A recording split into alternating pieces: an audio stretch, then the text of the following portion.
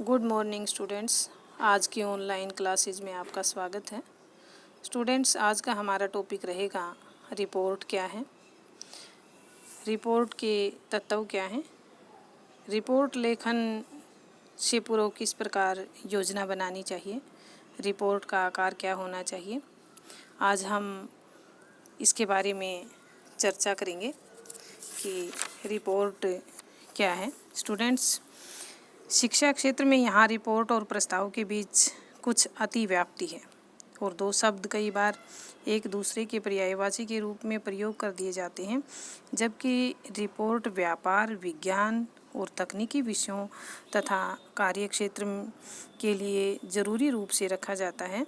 जहाँ तक एक प्रस्ताव बहस और तर्कशीलता को प्रस्तुत करता है, वहीं पर रिपोर्ट तथ्यों पर एकाग्र होती है।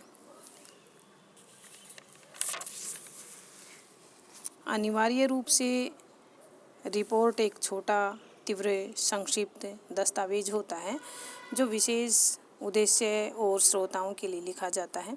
ये आमतौर पर परिस्थिति या समस्या का विश्लेषण और समूह होता है। अधिकतर इसमें भविष्य में कार्य करने के लिए सिफारिशें भी होती हैं। ये एक तथ्यात्मक पन्ना है और इसे स्पष्ट तथा अच्छी संरचना में होना ज़रूरी होता है। रिपोर्ट के विषय में एकदम सही रूप के लिए आवश्यकताएं हैं कि इसके संगठन और विभाग के बीच विविधताएं हों और कोर्सों के बीच अध्ययन में शिक्षक के द्वारा ठीक उसी प्रकार विषयों के बीच में, ताकि इसमें बुराई खोजी जा सके। यदि इसे शुरू करने से पहले कुछ विशेष मार्गदर्शक पंक्तियों के बारे में जानकारी होना आवश्यक है। स्टूडेंट्स, रिपोर्ट में कुछ तत्व हैं जिनको शामिल करना ज़रूरी है ताकि उनकी जो रिपोर्ट है वो अच्छी बने, सफल हो।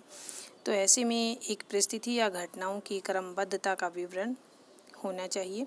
कुछ व्याख्याकार इन घटनाओं या स्थितियों को महत्ता के साथ व्याख्याएं करते हैं, जहां पूरी तरह से एक व्यक्ति अपना विश्लेषण करता है या दूसरों के विचारों द्वारा जानकारी देता है। हमेशा कोर्स के संदर्भ में जागरूक रहता है। शोध के परिणामों तथा तथ्यों का मूल्यांकन, भविष्य कोर्स कार्य के नतीजों पर चर्चा, क्रियाविधि करने के रूप में सिफारिशें और उसका निष्कर्ष। ये ज़रूरी नहीं कि ये सब तत्व एक रिपोर्ट में हो। यदि व्यक्ति कार्यक्षेत्र के लिए रिपोर्ट लिखता है तो सबसे पहले उसे मार्गदर्शक दर्शन पंक्तियों के ऊपर या संरचना के ऊपर जांच करनी चाहिए जो प्रयोग के लिए आवश्यक है। स्टूडेंट्स, ये था कि रिपोर्ट में कुछ तत्व हैं उनको शामिल करना चाहिए। अब हम श्रेणियाँ और अंक तालिका के बारे में चर्चा करेंगे कि एक रिपोर्ट एक संरचनात्मक धनाग में जानकारी तथा लोगों के नेतृत्व से रूपांतरित की जाती है, लेकिन जानकारी खोजने के लिए उन्हें योग्य भी होना चाहिए जो कि आसानी से और शीघ्रता से प्राप्त हो सके। इसलिए आमतौर पर जो रिपोर्ट है, श्रेणियाँ या उपश्रेणियाँ हैं, उनमें उसको अंकित किया जाता है तथा एक स्पष्ट और हर एक रूपरेखा के साथ पृष्ठ पूरी रूपरेखा को दर्शाता है। ये दर्शाता है कि पृष्ठ संख्या महत्वपूर्ण है। स्टूडेंट्स, हम चर्चा करेंगे कि एक रिपोर्ट लिखने से पहले उसमें किस प्रकार की तैयारी या योजना होनी चाहिए, क्योंकि जब रिपोर्ट लेखन का कार्य प्रारंभ किया जाता है तो उससे पहले अगर उसके बारे में पूर्ववर्ती तैयारी या उसकी योजना बना ली जाए तो वो वास्तव में रिपोर्ट सफल होती है। इसके दो चरण हैं। जो प्रथम चरण है कि संक्षेप में इसमें जानना, सबसे बड़े ही ध्यान से संक्षेप को निर्धारित करना चाहिए कि और ये निश्चित भी कर लेना चाहिए कि आप स्पष्ट हैं जो कि रिपोर्ट के बारे में हो और आपने ये रिपोर्ट क्यों और किसके लिए लिखी है। ठीक उसी प्रकार आप क्या कहते हैं कि इसे पढ़ने के बाद पाठक क्या करे, निर्णय निर्धारित करे या सिफारिश से सहमत हो। स्टूडेंट्स, दूसरा चरण है कि संक्षेप को अपने दिमाग में हमेशा रखें कि जो रिपोर्ट होती है वो हमेशा छोटी होनी चाहिए। अपनी योजना और लेखन के दौरान ये दृढ़ करें कि आपने संक्षेप को अपने दिमाग में रखा है। आप किसके लिए लिख रहे हैं और आप क्यों लिख रहे हैं। जब एक रिपोर्ट लिखने से पहले इस प्रकार की रूपरेखा अवश्य होनी चाहिए, ताकि उसकी जो रिपोर्ट है वो थोड़े में ज़्यादा बात कहने की उसमें क्षमता होनी चाहिए। स्टूडेंट्स, अब रिपोर्ट की संरचना के बारे में हम चर्चा करेंगे कि विविध संरचना के लिए ज़रूरतें एकदम सही विषय हों, ताकि अन्य मार्गदर्शन में क्या स्थापित है इसकी जांच भी हो सके। हालांकि एक कच्चे मार्गदर्शक के रूप में आपको कम से कम कार्यकारी सारांश, भूमिका, आपकी रिपोर्ट की मुख्य शाखा और ऐसा वर्ग जिसमें आपके निष्कर्ष और कई सिफारिशें शामिल हों, इसे शामिल करके योजना बनानी चाहिए, ताकि आपकी जो रिपोर्ट की संरचना है वो अच्छी बने। कार्यकारी सारांश की एक वैज्ञानिक रिपोर्ट के लिए जो कार्यकारी सारांश है, विषयों का एक संक्षिप्त सारांश होना चाहिए और इसे अंत में ये महत्वपूर्ण भी है। आप जानते हैं कि विषयों में स्वतंत्र रूप से बात हो सकती है। ये पन्ने की लंबाई से आधे पेज से ज़्यादा नहीं होना चाहिए। ये ध्यान रखना चाहिए कि कार्यकारी सारांश रिपोर्ट के विषय का एक शीघ्र समृद्ध सारांश प्रदान करके वो रूपांतरण उसका करता है।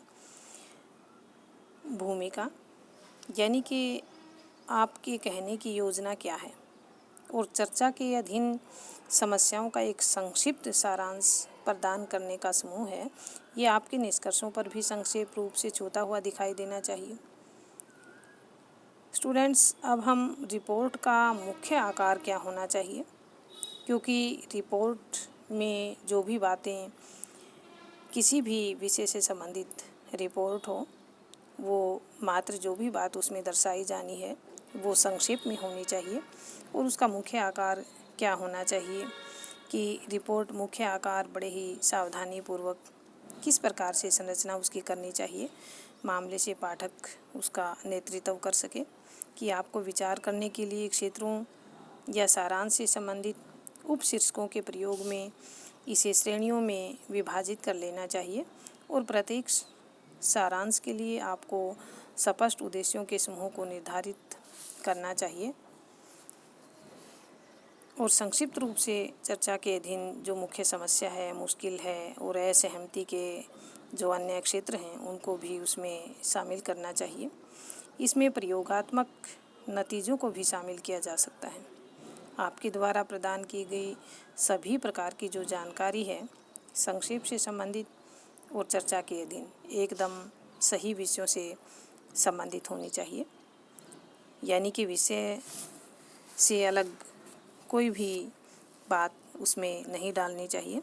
अगर हम रिपोर्ट में अपने भाव, अपनी अभिव्यक्ति उसमें शामिल करना चाहते हैं तो हमारी जो रिपोर्ट है विषय से भटक जाएगी और उसका आकार बहुत लंबा हो जाएगा। निष्कर्ष और सिफारिशें। स्टूडेंट्स, निष्कर्ष बताते हैं कि जानकारी से आपने क्या अनुमान लगाया है। किसी भी प्रयोगात्मक परिणामों को शामिल करके इसमें सिफारिशें भी शामिल होती हैं या इन्हें एक अलग वर्ग में शामिल किया जा सकता है। सिफारिशें ये भी बताती हैं कि आप परिस्थिति को सुधारने के लिए क्या कर सकते हैं और क्या विशेषताएं, क्या प्राप्तियां और क्या मापदंड उसके होने चाहिए। यदि आपकी सिफारिशें आर्थिक उलझने रखती हैं तो आप यदि संभव हो सके तो कुछ कीमत का आकलन करके स्पष्ट रूप से इसे स्थापित कर सकते हैं। अर्थात यूँ कहा जा सकता है कि उसकी योजना अपनी आर्थिक स्थिति को देखते हुए उसकी योजना पहले बना लेनी चाहिए। तो स्टूडेंट्स, ये थी एक रिपोर्ट क्या है, उसमें किस प्रकार के तत्व शामिल होने चाहिए, अच्छी रिपोर्ट लेखन के लिए किस प्रकार की योजना की तैयारी करनी चाहिए और रिपोर्ट का मुख्य आकार क्या होना चाहिए। इन सब बातों के बारे में हमने चर्चा की। तो आज का जो टॉपिक था हमारा यहीं समाप्त होता है। Thanks and have a good day.